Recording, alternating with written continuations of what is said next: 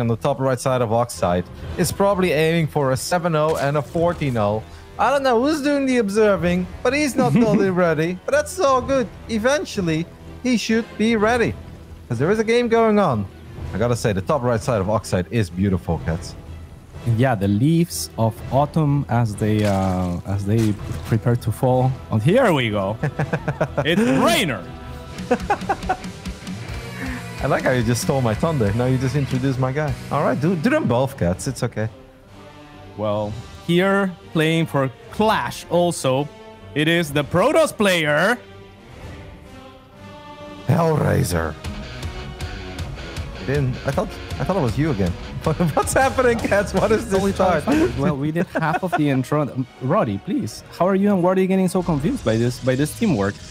Oh, mate. You make it all right. This is actually gonna get very wild already. What a way to start Remake Winter. So Reynor goes pool, and then probably will build a hatchery on the other side of the map. Meanwhile, Hellraiser goes Nexus first, then builds a forge. And I am so interested to see how he's gonna deal with this. Because you know, cats, I actually have to deal with a lot of this stuff because I like going Nexus first myself. And then people are like, oh, you're just going to boost the Zealot. And I'm like, well, my gateway is like 20 seconds later than everybody else that gateway. I never see pros go Nexus first. So I'm really curious to see how this one plays out. Yeah, it's going to be interesting indeed. I'm surprised a little bit that the hatchery is in range of a cannon. Like a cannon at the front for Hellraiser can defend the front as well as attack the hatchery on the high ground. I'm not sure why that's being delayed. I think I would have preferred the other cannon, wouldn't you? Yes. Hellraiser is in trouble. Okay, he needs to get cannon. Why isn't he using the other side, right? Yeah, no, I'm with you on that one. I don't think he thought about it, and I have to admit I didn't think about it either until you mentioned it, so I can't blame him. But if you build a cybernetics core here, this is still not a wall off. No, there's a little gap there, right? I'm not crazy. There has to be a gap. No, there's no gap. It looks like it's going to be okay. Okay. But, I mean, the Zerglings are going to work at that cyber core and take it down. So Hellraiser smartly makes that second cyber core to allow for the cannon to finish. Now, yeah, I mean, I think this is kind of okay. I don't know about the position for the hatchery from Reynor here. I think he just really wanted to punish the Nexus first. But I'm not sure. This kind of looks okay. This looks good for Hellraiser. I think good is an overstatement, because if you take a look at his gases, they're only now going down. So yes, his cybernetics core is going to finish up, but he's still going to have to deal with a couple of Zerglings running around, delaying mining time in the natural. I've been here, and I honestly think this is actually okay for Reynor. Like right now, it may seem, if you look at the numbers, like, oh, it's not too bad for Hellraiser. But where do you take this if you're Hellraiser? Like, where do you go from here? Yeah, I mean, that is a very good point. The tech is going to be very delayed, and he might as well be trapped inside of his base. That's a good job of sniping that creep tumor, so he's not going to need anything else, any sort of detection to get rid of it. I think that this is more of an investment for Reynor than he wanted to make, though. Maybe Hellraiser could do something like take the gases at the natural quickly and try to make up by going something like double Stargate or something of the sort, but I feel like he's established himself in a pretty good position here. I mean, he's up for workers, but once again, Warpgate hasn't even started yet. He still has to deal with a couple of Zerglings running around in his main base. I know that if I was in Hellraiser's position right now, I'd feel like I was losing pretty badly. Let's see if he feels the same way, but look at the amount of mining time that he's losing right now. Finally starts Warpgate, but there is no tech building yet. It's 4 minutes into the game, and we don't have a Twilight, we don't have a Stargate, we don't have a Robo. Yeah, that is just the problem, right? There is 2 adepts and the investment into the warp gates. I'm not sure that he should have delayed a tech building in favor of this type of unit. The adept, of course, is going to help a little bit inside, but now we have 2 zealots and an adept kind of trapped that can't really accomplish anything for a while. And 2 adepts out on the map are really not going to accomplish anything either, you have to assume. No. So, yeah, I think I'm starting to get on board with that. Though Reynor's tech is not there either. He does have map control, though. Yeah, okay. So it seems like Hellraiser is going to try to kill his own forge to open up the doors and at least get that extra adept out. And then I guess you can maybe go defensive resonating glaives, go up to 3 bases. And then obviously by the time it finishes up, you can also start attacking. But I don't know. I feel like he's going to have a very tough time securing his 3rd base and at the same time still dealing some damage on the other side of the map. Yeah, it's going to be a little bit difficult. You're right. These units are just kind of sitting there, right? And there's no use for them. Reynor did make a few more Zerglings, and he can reactively make more if he sees Hellraiser moving out. So let's see what he does to try and establish this third base, but he needs it sooner rather than later. I don't think he's going to be able to just all in off of this, right? Or is that what he's planning here? No, I think he's afraid that if he was already sending those units out right now to go up to 3 bases, he doesn't know what we know. It's impossible for him to really have any vision out on the map. So Reynor could have 8 Zerglings, but Reynor also can have 28 Zerglings. And that is the case. A couple of Adepts get surrounded before Resonating Glaives is done. And this is actually hurting a little bit as well, even though it could have been worse. But Hellraiser is not going up to 3 bases anytime soon. I mean, he's playing full Roddy style here, mate. Like, I hate saying that because it seems like I have a massive ego. But, you know, Nexus first, Resonating Glaives into double Stargate air weapons. I don't think anyone is really upset when I say that this is the way I play a lot of my PVCs. But I think he's in trouble. Yeah, and for a long time, I think you've been playing this style. So, yeah, I don't think anyone would be upset. But I would have liked the Stargates maybe earlier, though, when he felt like he was trapped on 2 bases, like I was saying. I don't know. I feel like he did delay the tech for too long, but we'll see what comes of this. There is a Roach Warren in place for Reynor, though there are no Roaches out. Is there a glimmer of hope for this Adepts? There's a Spine Crawler that's going to make things a little bit more complicated. I mean, if they can take a fight away from the Queens, then the answer is absolutely yes. But with the Queens all here as well, I'm not sure about that, Shade. I think the Zergling count is a bit too high, especially with this many Queens nearby. Even though the Lynx disappeared very quickly, but there are still so many additional Zerglings on the way. I'm not sure if this is it, hey, but it's promising. This Shade... Yeah, it has already killed 7 workers, it looks like. And yeah, the Lynx didn't get as much surface area as they would have liked. A little bit deceitful for those Adepts in the back of the mineral there. And they're going to cancel this Shade just to extend their stay as Hellraiser positions himself to take a 3rd as well. So this is not too bad at all now. I'm actually kind of sad he didn't fight those 3 Queens. I actually think you could have taken a fight there. He is going to cancel the 2nd Shade as well. And that means that these Adepts will now all finally go down. Not before killing 14 drones. And there are more Adepts running into the 3rd indeed. Hey, if he gets like 5-6 drones here as well, I think you can leave 2 Adepts behind. This is awesome. Wow, Hellraiser is getting so much value out of these Adepts with Resonating Glaives. Yeah, I think this is really amazing. He's already back ahead on top of the worker counts, and he's taking and positioning this 3rd very quickly as well as he goes for a Phoenix, and those units are going to gain value over time as well.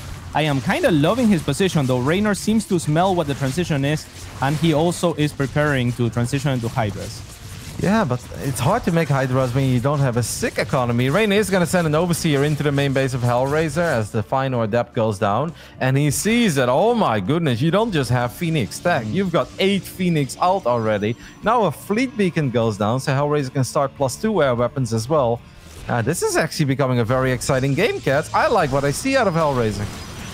Yeah, I think he's in a very good position this time. And the Phoenix attack, how does that work, Roddy? Why do you want the Phoenix attack, say, over shields or rather armor? It's just that it's very hard to kill Queens if you don't have +1 air weapons. But I think he's going to go full Sky Toss, so obviously getting +1 always makes sense. The reason why +1 is so good for Phoenix is because Phoenix is obviously attacked twice, right? They've got a double attack, so +1 is basically a +2. And we can see first 2 Queens already going down. The Hydra count is very low. You can actually fight the Queens if you're just not near a Spore Crawler. But away from the Spore, I think you can fight this. Yeah, especially with that +1 as you were mentioning, because that does make a lot of sense. I mean, for other purposes, I feel like whatever the Phoenixes lift up, they're basically going to one-shot anyway. Like if they lift up a Hydra or if they're going after Overlords. But with Queens, that can significantly, make it so that Phoenixes can actively fight groups of Queens. So that's pretty awesome. And this is really good value on the side of Hellraiser, who's already got 2 carriers on the way. Yeah, he's so far ahead at the moment. It's actually insane. He's going to get a few more drone kills as well. You don't want to make sure you don't lose too many Phoenixes doing this, and all of them survived. So the only Phoenix that went down was basically a Phoenix that came a little bit later. So the rally point was kind of annoying, and it flew over 2 Spore Crawlers and a Queens and stuff like that. Well done, man. He's got 3 carriers out against a 3-base Zerg that's working on Hydras that has no upgrades yet. Like, yeah, sure, they're getting +1. Oh, this is amazing. I'd never expected this game to look this damn good for Hellraiser. Yeah, it really is looking amazing, and I'm not sure what Reynor can do, to be honest. I mean, he tried for a Ramba, it didn't work. He's making a lot of Hydras. Those are not gonna cut it against carriers, and he doesn't have an economy situated where he can really just, you know, switch into Mascoraptors or anything of the sort. It's not a matter of deciding what to do. Is what can he do? I'm not sure. I'm actually sad he didn't fight those queens. There was no Spore Crawler nearby. The Hydras were guarding the main base. And you can easily kill those queens, no matter how much energy you have. If you have this many Phoenixes with +1, he absolutely could have taken that fight. I mean, Reynor is making roaches against a guy who's got carriers with +2. Well, soon to be +2 on the field. Reynor is in so much trouble. I would almost say, Cats, that he needs Microbial Shroud, but I think you will kill me if I say that. No, I think I would agree. As long as there is no storm, I think Microbial Shroud is always pretty decent, especially if you have a Hydra-based army. But I don't know that there really is an answer for Reynor. I think when he sees carriers, he could just leave, to be honest, just because, you know, it's kind of like that place in the game where you might feel like, okay, if he has this, I'm dead, and then you see it, right? Yeah. I mean, he's going to try. The queens are going to march to the other side of the map as well. I mean, maybe if Hellraiser takes a bad fight and runs out of interceptors, anything is possible. But if Hellraiser just gets a good old A-click going here, gets the interceptors out, and then lift 3-4 Hydras at a time with the Phoenixes, I think you're fine. Instead, he's going to go for the queens. Here we go, Cats. But this is a fight that should go well for Hellraiser. I don't know why he's so afraid, man. Your army is so good. Yeah, he could really shade those adepts into the Hydras. I mean, the queens melted. His army is gigantic. He has chosen to give up this base in favor of maybe allowing one more carrier to join the fray, and I think that's gonna just make things more decisive in this fight, perhaps. I mean, it's not really close at this point. Like you said, the interceptors running out of steam might be the best chance for Reynor to stick around, but even then, he's not trading cost effectively if he's not killing the carriers. You know, if he would have gone the first time properly, I actually think he would have won the fight already. And since he then disengaged, well, then please wait for +2. Because now he basically lost all his interceptors right before +2. At this point, his carriers are not maxed out at all. And he has to be a little bit careful. He's going to go for it a lot more decisive this time. Let's see if the +2 carriers can make the difference. And I do feel he's running out of interceptors again, though. Yeah, there are a couple of zealots actually doing a lot of work. Maybe not the most efficient trades, but all the carriers are gonna survive. And really, I mean, Reynor is getting, I think he's going for it, by the way. I think he's going for the Microbial Shroud, right? That at this point is his best play. He did get the Infestor energy, and he's making 2 Infestors. I don't see anything else that he could be going for there. You know, Cats, I've never been more sure of anything in my life, but Hellraiser really could have won that fight at the bottom right side. He should have just engaged properly. I think, like, whatever you do, you got to be decisive, right, in a game of StarCraft 2. And the carriers are very good if you just get the interceptors out. But if you start disengaging, then the interceptors alone kind of stay behind. The Phoenixes not that help out. That's when you start losing all of them. He should have just fully sent it, believe in his army. And even if you, let's say, like, you lose almost all your Phoenixes, you lose all the adepts, but you keep the base alive, you win the game regardless, right? Like, there was no reason to be that passive. Yeah, I completely agree with you. I think it's very difficult, right? Like, Reynor has an aura around him where it's like it must feel like you know, you're like winning a fight must feel like your confidence should be low if his confidence is high, right? Like, if he's engaging, it would give you that vibe perhaps where it's like, oh my god, am I walking into a trap of some sort? And in a high stakes game like this, I don't know. I can't imagine it's anything else, because he's like, all right, pretty straightforward. It's Reynor, like, he's got 17 Corruptors ready to fly in on the side, right? Or, you know, Infestors will unburrow and drop fungals on my army, or they're gonna neuroparasite everything. I gotta be worried. Like, no, that was actually it. Hellraiser still has more than a good chance, though. It's obviously gonna be a bit harder, but he lands a Storm. Storm is a good way to start. There are quite a few Spore Crawlers here, and he's fungling the Interceptors as well, but Reynor is still forced to run away, and Reynor's army is kind of melting. Yeah, I love that Reynor identified that he was going to have to stay alive here because, like you said, Hellraiser is still far ahead. So Reynor drops a million Spore Crawlers, but it looks like it's not going to be enough. And with the Storm, before the Infestors can cast a Microbial Shroud, it looks like Hellraiser is just cleaning up, and he's going to be able to close this game after all. GG, and we start the season with an upset, Roddy. I mean, that Cats prediction, you're just on the money. You're like, you know what, for that one guy that is keeping track of all the scores. Now, well done. Honestly, I think what won the game here are the Adepts, of course, right? The Adepts were not just good, they were amazing. Like before that, I wasn't really feeling it. I felt that it was just going to hit a little bit too late. I really thought Reynor was going to be ready. And then that initial shade, the very first one is, I think, always the most important. Behind the middle line, I was like, the queens are kind of in range. There's quite a few Zerglings. I don't think this is going to go that well. All of a sudden, all the Adepts still alive. All the Zerglings are gone. Then he shades into the main base. We're like, oh my god, like this is actually starting to get some real damage done. And yeah, obviously from the back of that, I think Hellraiser did a great job in closing it out, even though he was a little hesitant in the end. Very well done.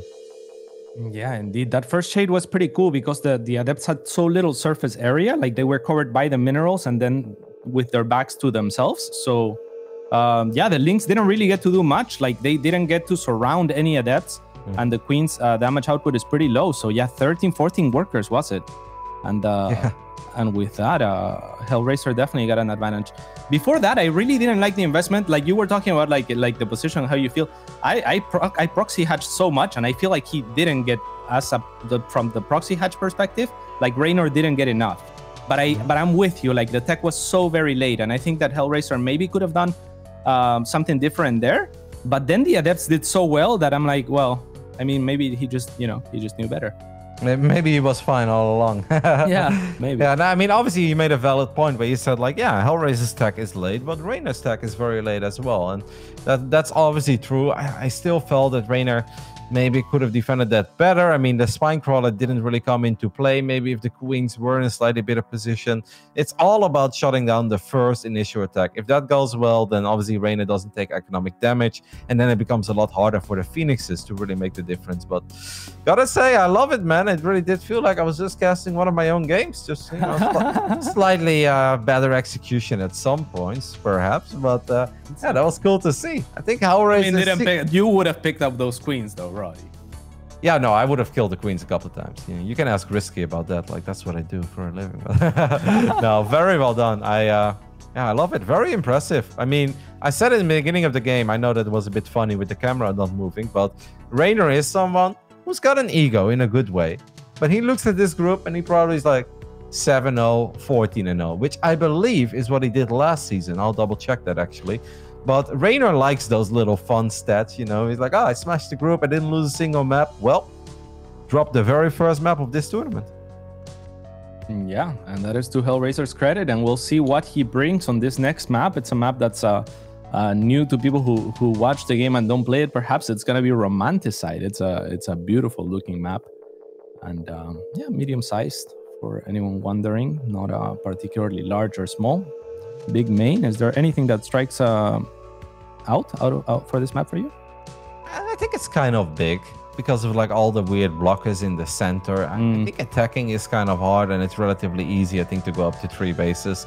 I don't know if it was Wardy or not who said it, but somebody told me, it's like, this map feels a lot like King's Cove. I was like, yeah, I can kind of see that. It's obviously a bit different, right? It's unique in its own way, but I can get behind that. Anyways, I double-checked it. Reynor did go 7-0, 14-0 in the group stage of DreamHack StarCraft 2 Masters Fall. So he's already done worse than he did last season. That's because of this man with an awesome building game on Nexus first, Adepts, Phoenixes. I knew all along I was onto something, cats. This is Hellraiser. All right, and here on the top left, it is the champion looking to redeem himself. It is Reynor.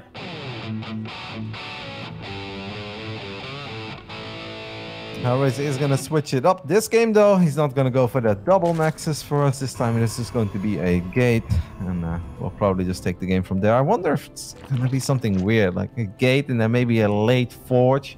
I know some of those Eastern European protoses have a lot of funky builds up their sleeve. Yeah, I've seen a few of those, actually. They're pretty potent. They can be, because it's so difficult to just underreact if you're the Zerg player, right? And some people will fake it as well. And yeah, there it is indeed. It's going to be a forge. There is a spot on this map where you can also wall in a pylon with, or a cannon with 3 pylons on the low ground, I believe. Were we all wrong, cats? Is this going to be a 2-0 in favor of Hellraiser? Well, Reynor knows what might happen, so he's taking no chances. I wonder if Hellraiser does know about the low ground position, because, you know, walling yourself off with just 3 pylons on the low ground is pretty good as well if you're looking to kill that hatchery. Hellraiser is just gonna forfeit this, though. Nah, it's a fake forfeit. He was hoping that Reynor would make a boo-boo. Oh, it's a fake forfeit. You're right. All right, so he's gonna try again. Do you think? How do you like this? I mean, there's I think only it's too like late. 2 spots. Yeah, and there's too late like, now. Yeah, the creep's gonna start popping up. There is the one drone preventing the cannons in the more annoying spots. Hellraiser does find actually 2 cannons, which is more than I thought he was gonna be able to find. 3. And I still think it's too late, right? I think so. There's like no surface area on those cannons, though. I don't think that Reynor can actually stop them from going up. Maybe the pylon is what... Yeah, he prioritizes the pylon with the Zerglings. Hellraiser trying to drop a new pylon at the top, and he's going to be able to. So very well done on his side of things. Will it be enough? Well, this is going to be very big. I think the cannon's actually going to be on power, though. No, don't you fight this right now? Hello, Reynor? Okay, no, he just wants to kill that pylon as well. Wow, that's a very smart way of dealing with this. GG gets called. Reynor successfully defends the cannon rush. I almost would have liked him not to cancel that first pylon, because then I think it doesn't make a difference, right, between canceling that first pylon or not. Like, I know that he was hoping that maybe Reynor would send all his drones back to the high ground, but I don't know. Anyways, we're gonna head over to a very quick break, and after that, we'll be back with Game 3 between Hellraiser and Reynor.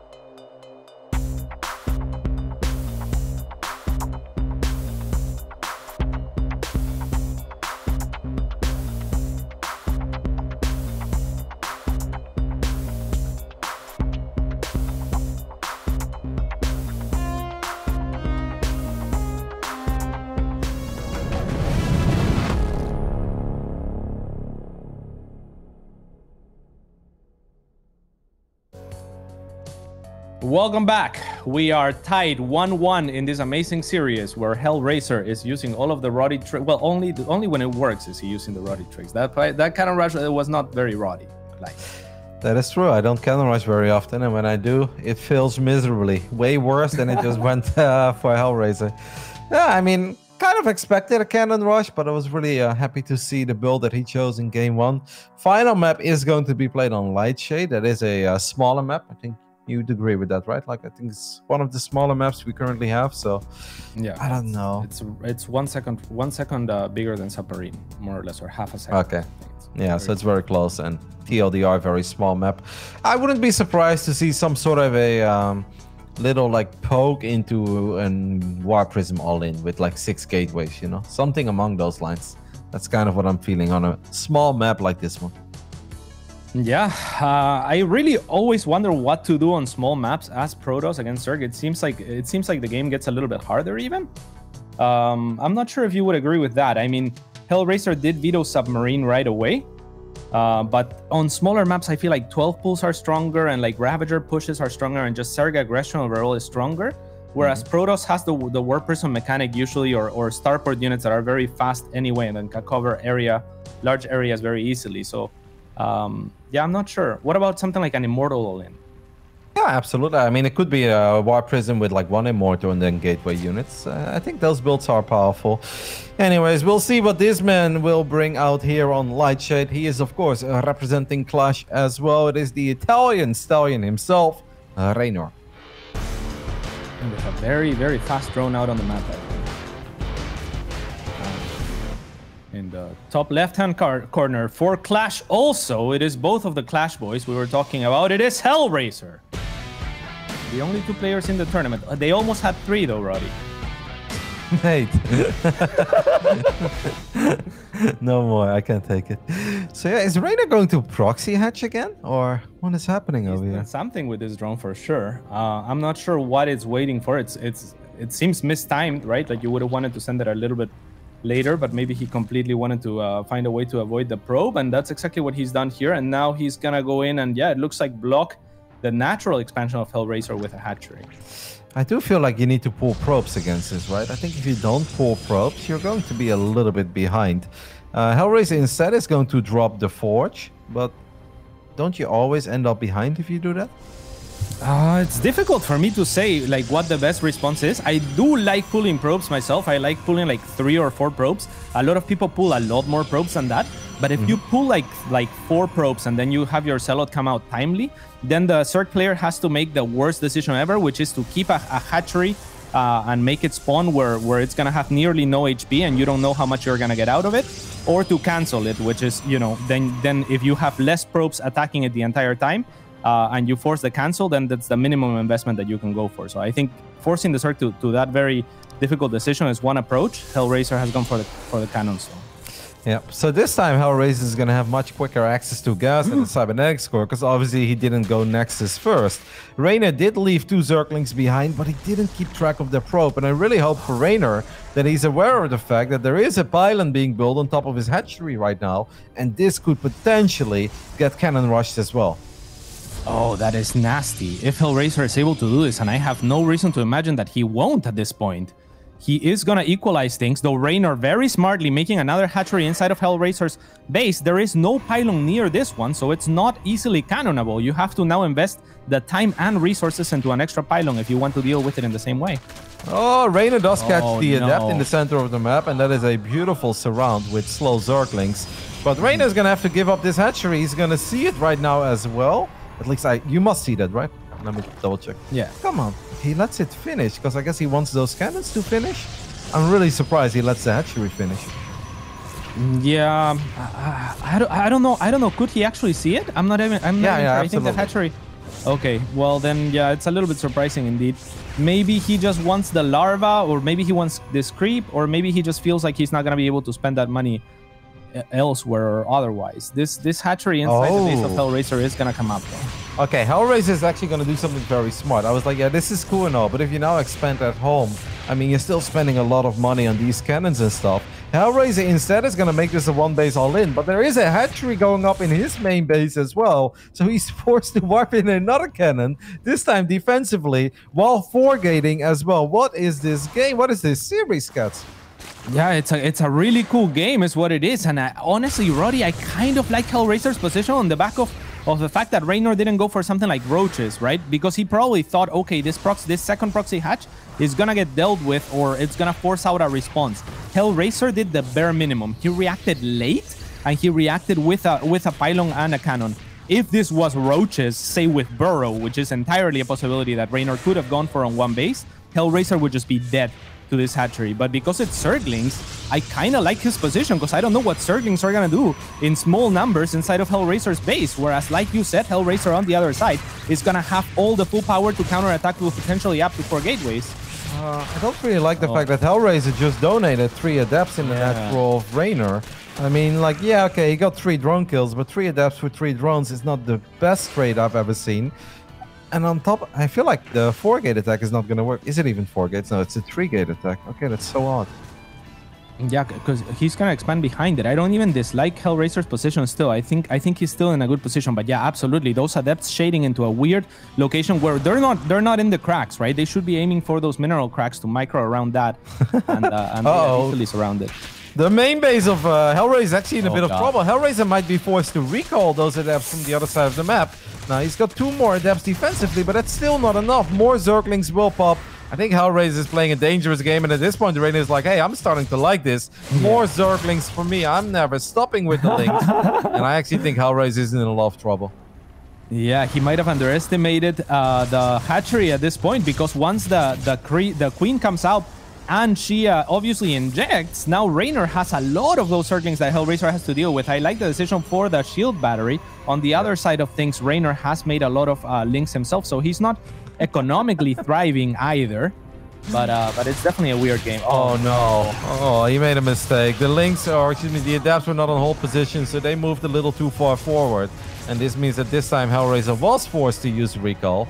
But even now, I think he's still in some trouble because the natural is going to be under some serious fire as well. There are so many Zerglings coming in from both sides at this point, and there are still a lot of links in the main base as well. This game is bananas. It is absolutely bananas, but it is on a knife's edge as well, because if these links die without doing anything on the side of Hellraiser, I feel like he can still stabilize. And they are basically trapped, right? And Reynor has now gone back to his base, so Hellraiser has done the proper thing in just waiting until he has enough adepts, and he's gonna have enough to crash this attack soon. This doesn't seem like a very pretty fight for Reynor. Reynor is going to lose a lot of Zerglings, and I think he's making a pretty big mistake. Reynor, that's 3 cannons and a battery and some warpins and adepts. You can't be fighting that. And Reynor just lost, I don't know how many Zerglings. But 59 have gone down already in this game. Cats, what I'm not getting is why didn't he make a Baneling Nest? If you have this many Zerglings in the main base of your opponent, imagine the possibilities of having a Baneling Nest. Because in order to have this many Zerglings here, I think, and to have the amount of Zerglings defending back at home, he really needed to just not mine gas, I think, or not have mined a lot of gas anyway. Like, to commit to Banelings at that point might have been difficult for him, and to think that he could defend. That said, though, you pointed out to this, he made a huge mistake, Reynor, that is. Hellraiser making similar mistakes back at his house, however, is going to lose a few of those adepts. This game is bananas. The players are confused as we are. Yes, I don't think that either of them really has an idea if they're winning or losing this game at this point. Reynor is making 10 roaches. Oh, God. Just to give you guys an idea of how confused Reynor is, Reynor is like, oh my God, if he has a Dark Shrine, I'm dead, so I'm going to start building Spore Crawlers. We know there is no Dark Shrine at all, but that's how wild this game is at this point.